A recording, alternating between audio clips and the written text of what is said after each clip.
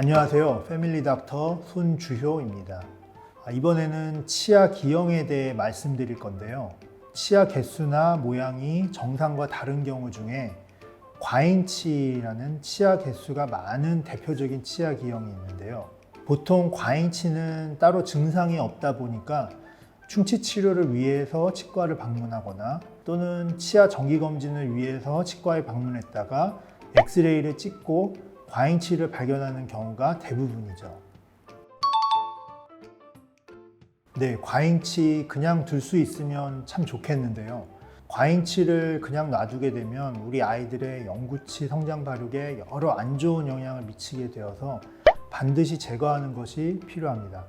과잉치를 그냥 두게 되면 영구치 뿌리가 잘 성장하지 않게 되는 경우도 있고요.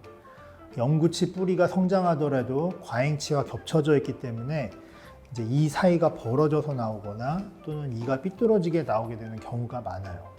심지어는 영구치 맹추를 방해해서 아예 나오지 못하게 막고 있는 경우도 있어서 과잉치가 있는 것으로 진단된 경우에는 발견되는 대로 제거를 해주어서 이제 영구치의 정상적인 성장과 발육을 또 맹추를 도와주어야 하죠.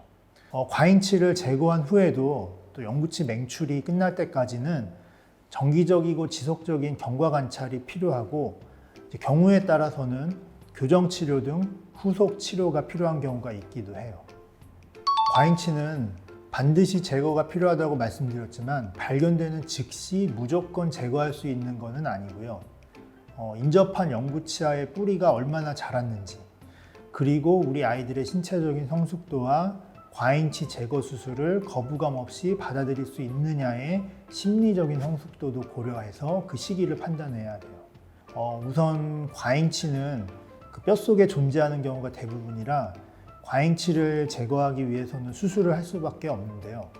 그 아이들의 입안은 어른들에 비해서 워낙 작은 데다가 그 뼛속에는 성장 중인 영구치와 함께 굉장히 좁고 복잡한 구조물로 얽혀있기 때문에 수술을 하는 도중에 가까이 붙어있는 영구치를 좀 약간씩 건드리거나 움직일 가능성이 있어요.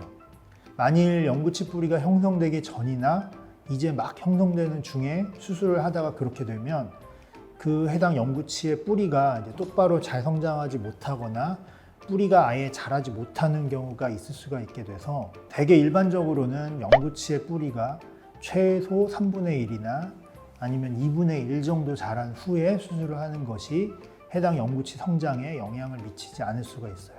나이로 따지면은 만 6세에서 7세 정도, 즉 한국 나이로는 한 7살에서 8살은 되어야 수술을 하는 것이 적당한 신체적 성숙기라고 봐요. 과잉치 제거를 위한 수술은 아주 간단한 경우부터 위치가 깊고 복잡해서 시간이 좀 걸리는 경우가 있는데요. 짧게는 30분, 길게는 1시간 정도 소요가 될 수가 있어요. 그렇기 때문에 과잉치 제거 수술을 할 때 우리 아이들이 그 과정을 거부감 없이 받아들일 수 있어야 수술이 가능하게 되는데요. 사실 어른들도 참기 어려운 게 치과 치료인데 수술까지 해야 한다라고 하면 부모님들부터 이제 덜컥 겁을 내시는 게 대부분 반응이죠. 사실 7, 8세 나이 아이들이 수술을 하는 동안에 무서움을 참는다든지 수술을 가만히 견딜 수 있다는 것은 거의 흔치 않고요. 아이들의 과잉치 수술을 힘들지 않게 하기 위해서는 웃음가스라든지 수면 치료와 같은 보조적인 방법을 함께 사용하면 수술하는 동안 무서운 마음을 진정시키거나 아니면 잠자는 시간 동안에 수술을 할 수가 있어서 아이들이 불안하지 않게 수술을 받을 수 있게 되죠. 더욱 자세한 수술 시기와 방법에 대해서는 과잉치 수술의 경험이 많은 능숙한 주치의 선생님과 상의해 보는 것을 꼭 권해드려요.